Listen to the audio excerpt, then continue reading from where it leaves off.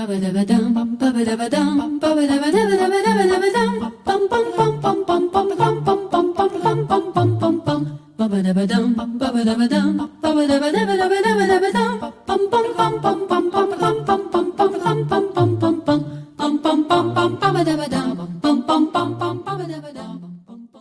very pleasant good morning, good afternoon, and good evening. Magandang umaga po, magandang tanghali, magandang hapon, at magandang gabi.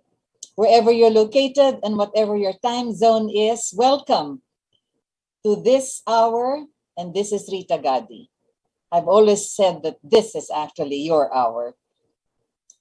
Over the past so many years, 36 years as a matter of fact, it is very seldom that we can hear stories about what happened to the family of the Marcoses.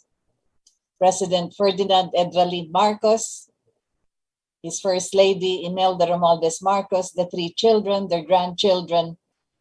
We only read snippets about them. Most of the time what we read are vilifications, attacks against their character, and all of the different narratives that they have manipulated so as to continuously destroy the reputation of the Marcoses. This has been going on from 1986 all the way until recently. These are stories actually that have been held by media in many ways, in broadsheets, in radio, in television, and then eventually they got into the internet and social networking and so forth. But we are all aware that there is not a single person who is not touched by the presence of a story. Always you listen for a story that's being told.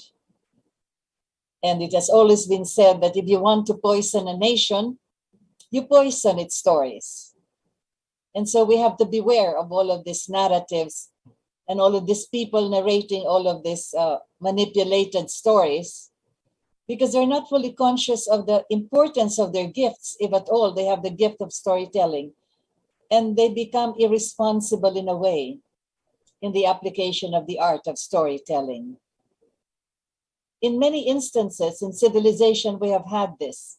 You have history, you have narratives, and then you have the records of what has happened in the past, what has gone on, stories about lives of people, ordinary lives, lives of heroes, lives of great men, great women, and other great episodes that have captured the imagination of people throughout time. And so it goes that the people are as healthy and as confident as the stories they tell about themselves. And nations and people are largely the stories that they feed themselves. So as I've said, over the past decades, we have been fed with all kinds of narratives against the family of the Marcoses. But sometimes we are able to find a pathway that is open where we can speak, where we can tell a story. And so it goes that we began by telling the story of an exceptional man. As a lawyer, he has topped the bar. As a politician, he has been sought after in so many ways and in so many activities that he has actually emblazoned the horizon of politics, not just with the brilliance of his mind, but also with the capabilities of his character.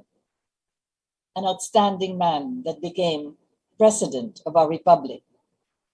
And his lovely wife, Imelda Romualdez Marcos, also, together, they not only built our nation, but they also built the foundations on which we stand today. But all of this have been demonized over, as I've said, decades of those opposing them. So here we have stories that move about like bacteria, contaminating what is good in us. But there are also stories that impact on our lives because they are stories that illuminate our world.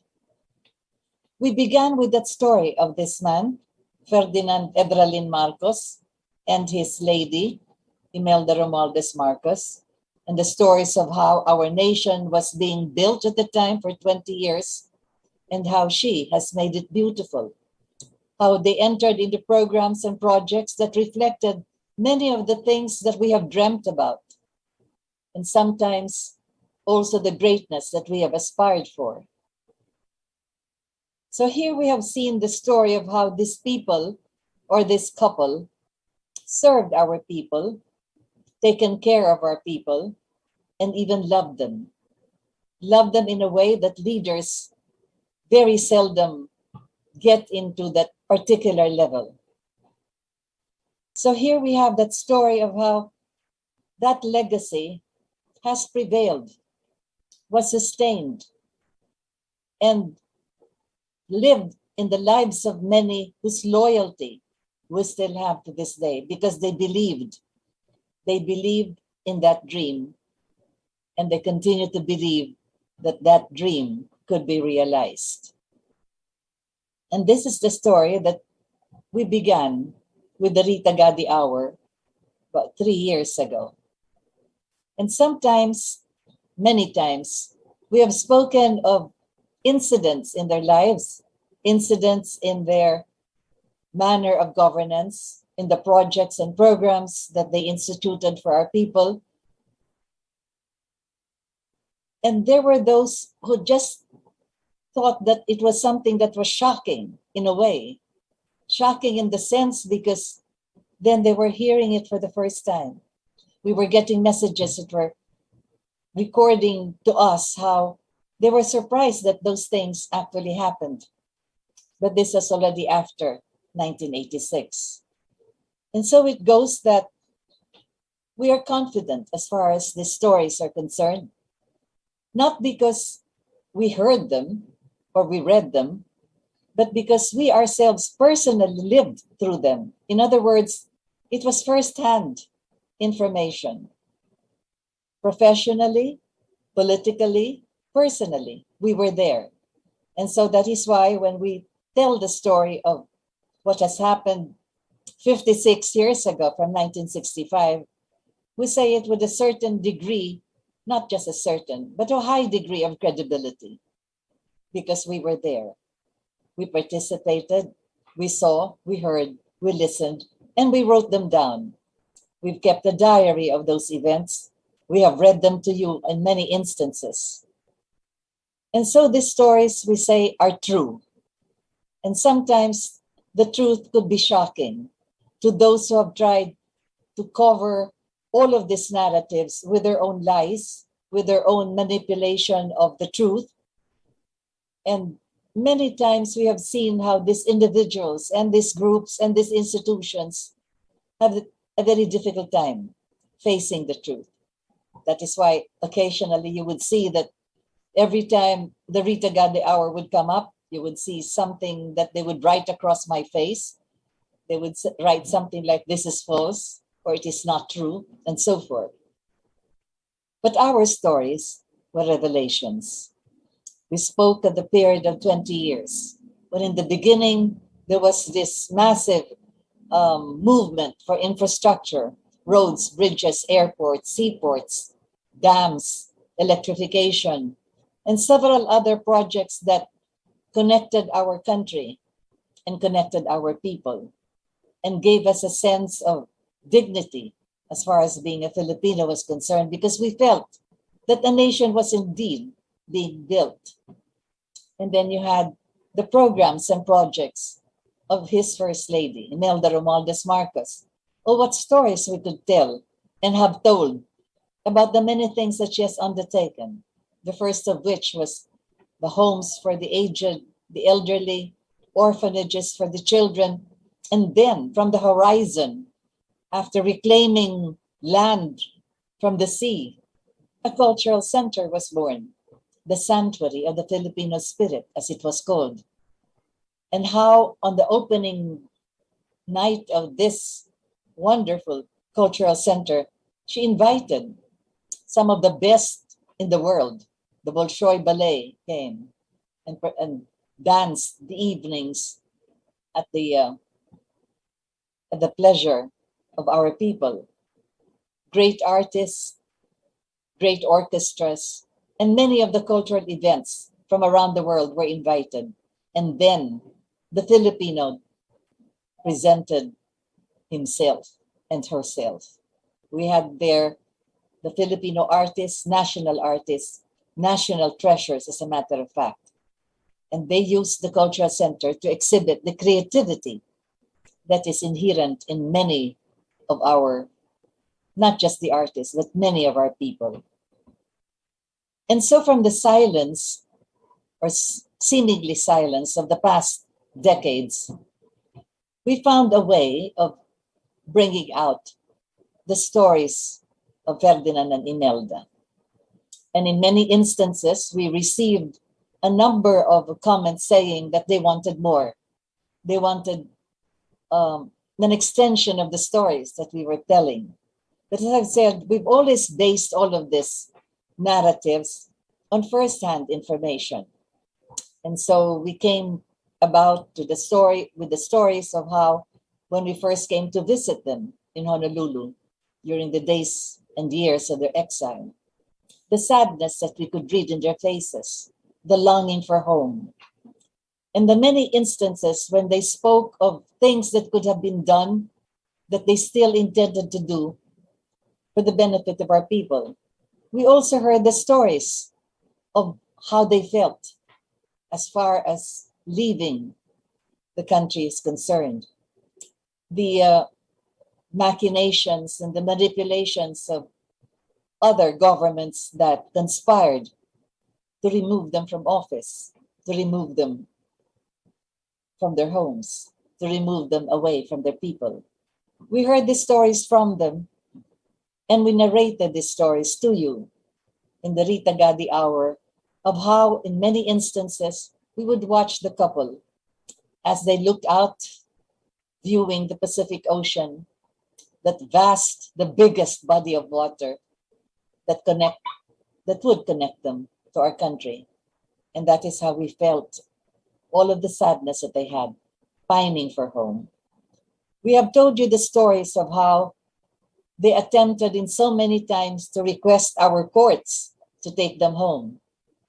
When President Marcos's mother was ill, he requested if he could come, return to the Philippines. When his mother died, he requested again if he could return. When his sister died, again he requested if he could come home. When he felt that his physical well-being was failing, he again requested all the way to our Supreme Court if he could return home. But the most important request was actually so that he could face all of the accusations against him. Each one of you who, up to this day, would claim that he stole money from you, that he tortured you, that he murdered you, that he violated the human rights of your relatives, your loved ones. He wanted to face them, face all of you, and defend himself in our courts, as is his right, as is his basic human right, to return home and face his accusers. But even that was denied. That is a story that we have repeated many times over, because we also told the story of how it felt to be indicted by the most powerful country in the world in its court, to have violated a law which in itself is scandalous to speak with, picturing the government that he held for 20 years with pride, with honor, and with characteristic greatness, that it was a criminal syndicate and that he sold the money of his people. Can you imagine not just the pain or the sadness, but the injustice that he felt throughout all of this vilification and court cases? How even in the last hours of his life, he would probably be thinking of the time when he could be able to at least defend himself before his own people. But that was never given to him. And so his wife, we've spoken of her too in so many episodes of this hour. We spoke of the programs and the projects that she has built and she has pursued. The most significant of which was the Ministry of Human Settlement, which included all the 11 basic services for the basic needs of a community: water, power, food, clothing, shelter, education, recreation, justice, mobility, transportation, and all the rest that is important to make a human settlement livable, and where people who live there can actually sustain themselves and have their sense of livelihood and their sense of dignity and their sense of honor. But it was not just giving them a piece of land that they could own, it was giving them the dignity of being a Filipino that owns his own home. And so it was that in many episodes, we told the story of how these tertiary hospitals were built, of how her programs were constructed and made real. We had the Coconut Palace, for instance, and everybody was wondering why she had to construct this. Well, in one of her visits in some of the capitals in Europe, she saw the palaces and the castles and wondered how long it took for the people in that place to build all of these monuments in stone and all of the architectural and structural genius that they had. And so she thought of building one here in our country using our natural resources. But what natural resources would have? Not just simply cutting down forests to build a building, but she thought of bamboo, coconut, rattan, wicker, abaca, and different kinds of natural items that could be utilized to build what is now known as a Coconut Palace. So you see, it was in the creativity and in what she has absorbed, the many things that she has seen throughout the world, that came about all of these structures, all for the benefit of our people to be proud of to this day. Then you have other structures, tertiary hospitals, for instance. The PGH at the time needed refurbishing. And so, as the Minister of Human Settlements and as chairman of the foundation for the Philippine General Hospital, seven other hospitals were constructed. So too, the Lung Center, the Heart Center, the Kidney Center, the Children's General Hospital. And so there were several other structures, all leading on to not just what we desired or what we dreamt about, but that which would last and be sustained and be maintained for future generations. Those are the stories we talked about, the stories that we narrated in this hour. And slowly, but surely, and quite effectively, we were able to tell our people that this is the story of your nation. This is the story of our people. The Rita Gadi Hour is actually the story of this family in many ways. Because for so long, no one has spoken of them the way they should be spoken of. In a few days, perhaps by the first week of August, there will be a movie that you should be watching. It's entitled Made in Malacanang. And it records or tells the story of the last hours that the Marcos family lived through before they were asked to leave Malacanang. They did not want to leave. President Marcos wanted to be transported to his home province in Ilocos. You will see it in that film, the inside story, which for the first time, we shall take a glimpse, perhaps not the entirety of all the 75 75 or 76 hours or 72 hours, but time enough for us to understand, to feel, to realize what the family went through in the last hours as they left our country. But all of this will only serve as far as bringing about the loyalty of a people that maintain their belief for this family. The stories of how the nation was built will be there for many generations. But the stories of how this family was actually vilified, that's the story that still has to be told in many ways and also in several other episodes, because not everything has been revealed as yet. There are many other, not secrets, but many other instances where we could see that the laws have been violated and that there has to be not just the correction of many things that were fed to the people and through media, because this is not just a story of correction, but this is a story that should unfold what the truth is all about.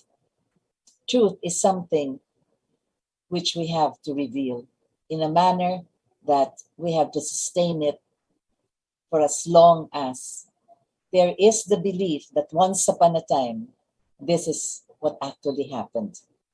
So stories are revelations in many ways, and the joy of telling the story is actually challenging for us. There are thousands who have listened, have watched, they have shared, and they became actually the many who discovered the importance of storytelling, the importance of communicating, the importance of this joyous period that we once upon a time lived through. And those who were not born yet at the time, or were children at the time, then this is like a revisiting from their parents and their grandparents. And that is how our stories unfolded. There is a certain degree of chemistry in them, and there is also the healing process. The healing that we have to understand as something that is needed by our country at this time. And so, when the son of Ferdinand and Imelda now rises to be our 17th president of the Republic, then we can see how 31 million voters acknowledge the greatness of that particular era, and now the greatness of the heir of that era, Ferdinand Romualdez Marcos Jr. So we are now at this threshold of a new era, and we are matched only by what has happened in the past. But we have come about with this theme of unity, which has been cried out in so many campaign sorties and all the way until his proclamation, where the majority of voters believed in that particular cry of unity. And now this new president, our president, Ferdinand Marcos Jr., epitomized all of this, not just in one word, but also in the entire inaugural speech that he has already proclaimed on the day of his inauguration. He now speaks with the voice of our stories, liberating us from our own disbeliefs and our own shrouded darkness over the past years, liberating us from all of that into a world where we can now balance all of it, not just in justice, not just in joy, but with love. For that is the element that is most important in the unification of a country. And so it goes that many of the stories in Rita Gadi's Hour come about with the beginning of the 20 years and how it has progressed until 1986 in the many aspects of our foreign policy, befriending heretofore enemies of democracy, if you could call them that, the People's Republic of China, and of course the Soviet Union, which is now called the Russian Federation, and the bridging of many aspects of our diplomatic relations with countries that have interfered in the affairs of state and in the affairs likewise which have caused violence and turmoil and even so many conflicts. For instance, like the secessionist movement that began in Mindanao and the support given by Colonel Muammar Gaddafi of Libya, and how important it was to be able to bring about peace in that particular area, not just the entire island of Mindanao, but the perception of the world that there is genocide and there is this massive unrest, when in truth, there were only just a few provinces that were beguiled as far as the independence movement was concerned. And it was the First Lady that was sent, Imelda Romualdez Marcos, to meet with Muammar Gaddafi. And from that meeting, there arose the Tripoli Agreement, which has brought about peace in the island of Mindanao and the regional autonomous regions of 10 provinces and 5 cities. So these are stories which have to be told, although we touched on them quite briefly in many episodes. But they stand out as some of the exemplars and models of diplomacy that was conducted then and which we can continue to conduct to this day. With the son of both Ferdinand and Imelda now holding the reins of foreign policy in his hands, knowing how to balance the revolving geopolitics within a region, how to be able to hold in one hand one big country and in the other another big country, while facing other countries within the region and holding fast to the regional group of the ASEAN, the 10-member countries of the Association of Southeast Asian Nations. And so we see that these are stories which have to be repeatedly told, because then we can see the foundations of where this foreign policy is going.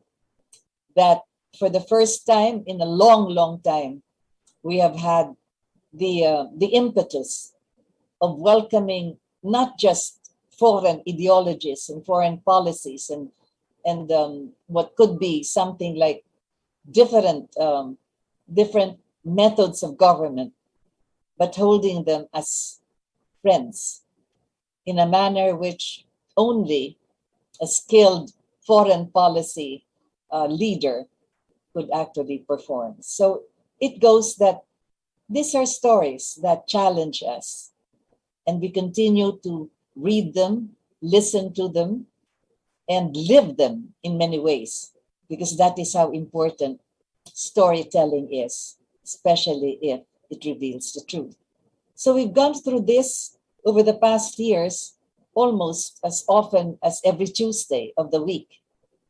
And for the thousands of listeners that have responded to the messages that we have actually relayed to them, what is important here is that we can internalize all of these stories, not just for the purpose of believing in them, but for the purpose of acknowledging how we can be actually a united country, a united nation, and live through both the difficult and the joyous times, still standing with dignity and with honor.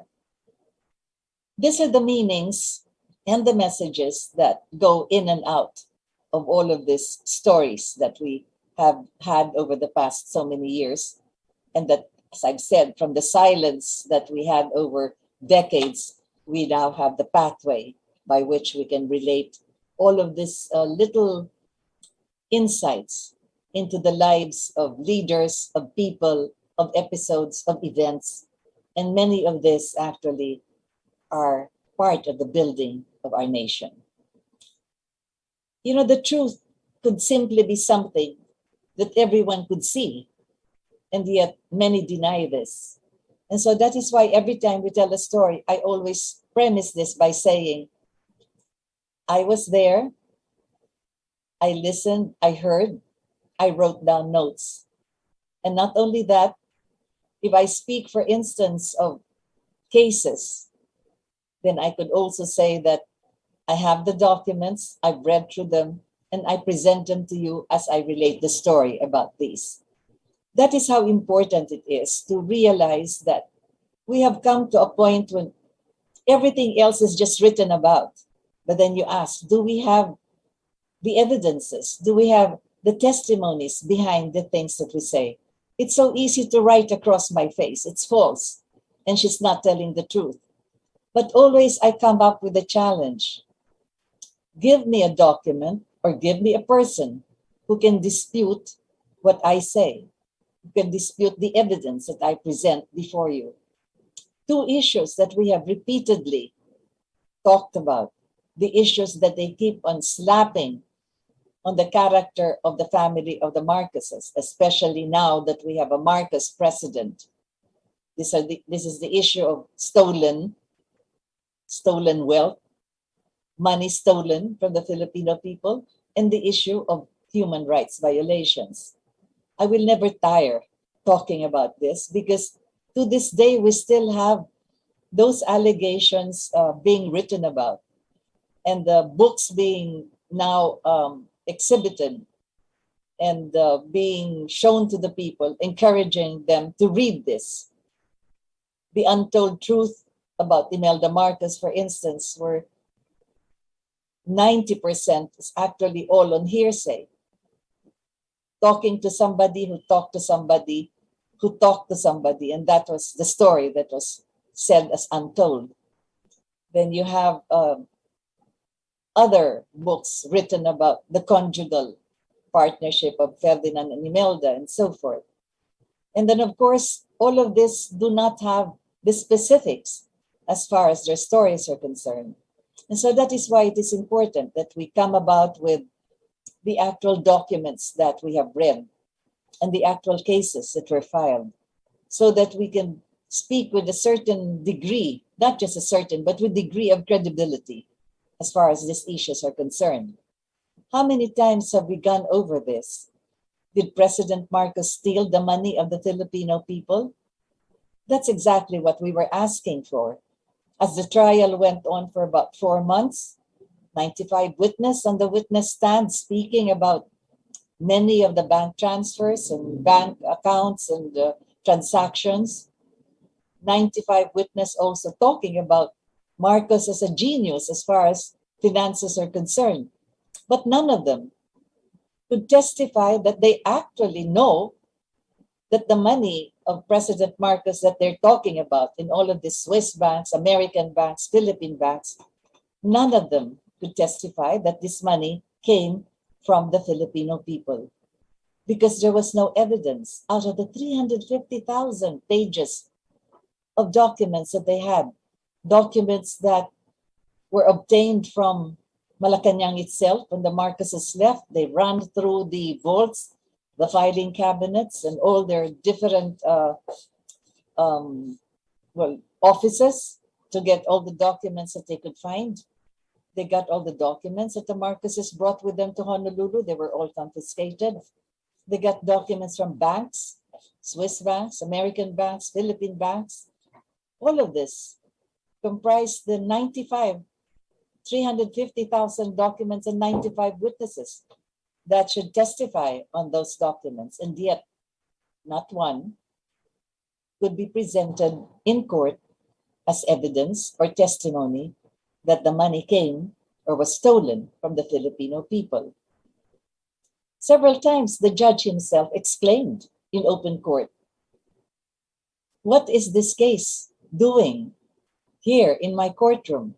The judge would ask, because many times he would actually castigate the prosecution in a way, because he spoke of President Marcos as being a friend of 5 American presidents, and now he dies, and now you continue this case against his wife, where all the testimonies of the witnesses said she had absolutely no knowledge and nothing to do with the placement or the allocations of all of these finance reports and bank accounts and so forth. Until finally, he had to throw his papers on the desk of his there in court and cry out to the prosecution, "Where are the documents? You come to me and you say, gee, you can't find them. So when you remove all of those fancy ornaments, as he called them, all of the testimonies and all of the other papers that were produced, where are the documents that would show that money was stolen from the Filipino people? And that is how it went until the verdict had no other recourse but to make it unanimous. Because even the jury chosen from at random from either a voter's list or a telephone book and selected with a lot of bias from the prosecution side and also from the judge's side, if I may say so. And so you have this 12-man jury of American voters who knew nothing about Ferdinand and Imelda, and who was hearing for the first time all of these testimonies, and who only learned about 3,000 pairs of shoes, of extravagance and ostentatious living and all of that. And the media continuously saying that Marcos was a dictator and that he was wealthy because he stole the money of the people and all of this. So that was the kind of jury that we had during the trial. And yet, even they, as they went through all the evidences presented and listened to the testimony of the witnesses, they had no choice but to make a unanimous decision that there is no guilt, that Imelda and that entire syndicate that the American prosecution pictured the government of President Marcos as a criminal syndicate was false, was not true, that there was nothing that was stolen from the Filipino people. So acquitted. It was an acquittal, meaning not guilty. Not guilty, meaning not having stolen anything from the Filipino people. And yet, since 1986, until about recently, during the campaigns, you still had this lambasting of this attacks against the Marcos family and bringing in the son, who is now our president, into the viciousness of all their rampage. Somehow it really must stop, and let us pray that it would now, that 31 million of our voters did not believe all the lies and fabricated stories that they have brought out over the past 3 decades. It is not an ordinary kind of victory. It is an extraordinary kind of victory with a magnitude as large as 31 million votes out of, according to the Comelec records, out of about 51 million or so voters. So you could see that even though we probably have a registered number of voters of about 65 million, only about 51 or 54 thereabouts voted. And out of that numbers, you had 31 million who voted in favor of Ferdinand Marcos Jr. That is not just a vindication, because they've already been vindicated a long time ago, and you do not have to prove innocence because innocence is there. It's the guilt that should have been proven by those who attacked them, and they were not able to do this. That is why we keep on repeating the story of how, with the first law that Mrs. Aquino executed, already branding Marcos as having amassed the wealth of the Filipino people, that is all a sham. I think it is about time now that we realize how we have surfaced the truth in many ways, not just in the cases that the Marcoses have won, both in the United States and here in our country. All of those 900 or so cases that were filed against Imelda Marcos, and all of those literature that they keep on repeating, including human rights violations, at a time when, if you look at the timeline span of these violations, they even go beyond the 20 years of President Marcos. So here you have again a lot of these fabricated narratives that keep on surfacing just so that they could demonize the Marcoses. And as I've said, it is really at this particular stage that as we repeat and repeat many of these episodes and try to clarify, or not just clarify, and just simply relate, just simply tell the story, because that is all that is most important. Remember how it was some time back. I'm digressing a little bit, but when you had these problems in Bosnia Herzegovina and all of this, and there was this big attack, this massive attack, the massacre of the school children early in the morning. And the whole world was shocked regarding this. And then several others who survived. These were the orphans of these problems and the conflict that was going on in that part of Europe. And so there was this worldwide search for stories, children's stories, stories for children. Every country was sent some kind of an invitation. If you have writers there who could write children's stories, send it to us, because we shall illustrate them and publish them in book form. And the reason for this is because these orphans, because of the shock of what happened to many of their other children that they were with in that schoolhouse, there had to be some kind of a therapy for them, some psychological training for them to be able to come out of that traumatic experience into normalcy. Toys that do not attract them. Music, they seem to be deaf to this.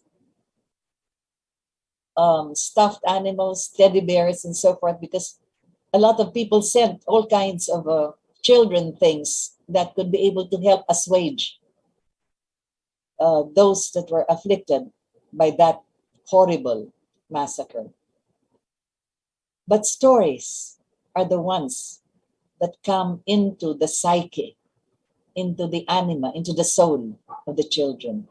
When stories are read to them, or when they read them, when they look at the pictures and they read the narratives, then they enter into a different world, or they can create from those stories their own world and bring this into a horizon or a landscape from which there is no hurt, there is no suffering, there is no pain.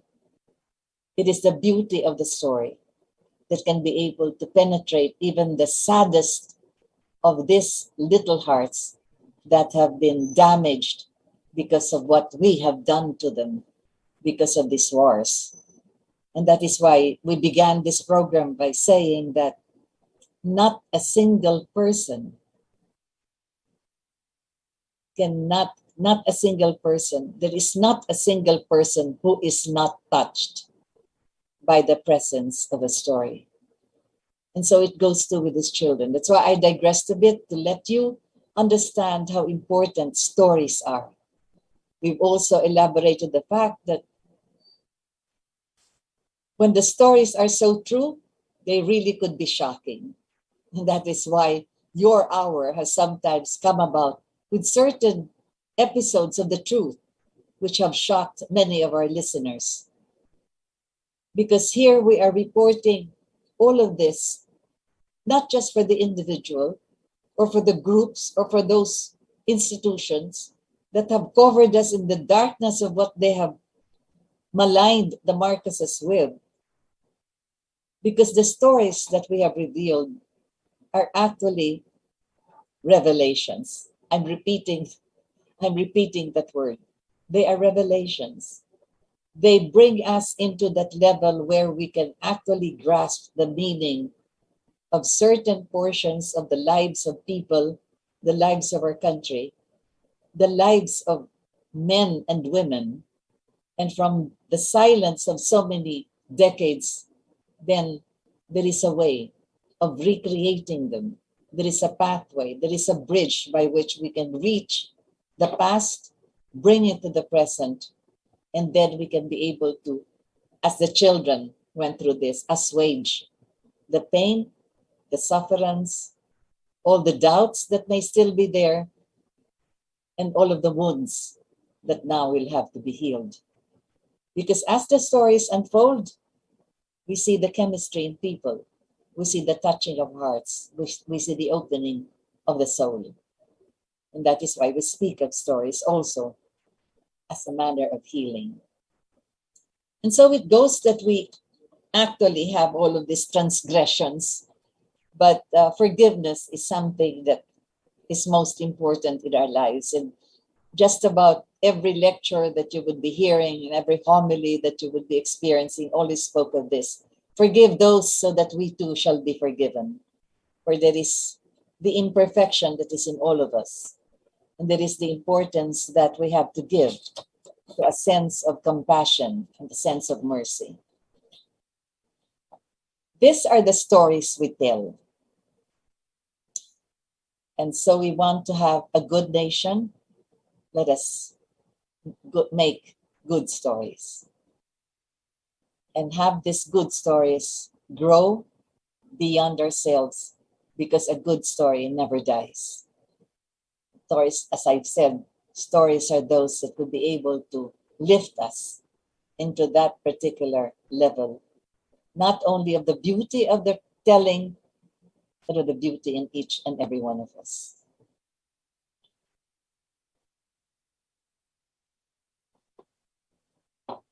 I have purposely just dealt on that for this particular episode that we have. For the forthcoming episodes, then we shall be speaking now of this new era that we are entering. This is now a place where we have the highest value given to what President Ferdinand Marcos Jr. has spoken about, the unity of our people. That is the highest value that we can give ourselves to achieve the highest good, not only for each other, but for the nation at large. So now we have here President Ferdinand Marcos Jr. speaking of the voice of our stories, liberating us with the greatness that his father spoke of within each of us, and balancing us with the manner by which he governs now, barely 2 weeks into his new government, already 3 cabinet meetings, taking cognizance of the priorities that our people need and the priorities that he intends to answer immediately, simultaneously, urgently. And so it goes that let us give our full confidence, because Ferdinand Marcos Jr. is another good story unfolding. I have absolutely no doubt that as he spoke in the inaugural, we too belong to that era that he speaks of now. I may be ancient as far as this era is concerned, but having seen his parents from 1965 all the way until 1986, and thereafter, the stronger bonding that we have with his parents, that is where your hour comes about after 3 decades, where snippets of the truth are being told, retold, emphasized, and revealed, so that we can be able to create a nation according to the stories that we write. Let me close this episode precisely with that, because it is from our silences over the past decades that we have found a way of creating this pathway towards this new era that we are now participating in. You in your homes, in your offices, in your respective manner of work, and we who are half retired, we also watch and we also participate, because there is still so much that will have to be done in order to make the 6 years stand again as the legacy of Ferdinand Marcos Jr. I'd like to thank you all for listening in, but I'd also like to find out all of those who've joined us. Just briefly, let me go over some of those who tuned in. This is every Tuesday, 5 o'clock in the afternoon. You can replay this on YouTube, Facebook, etc.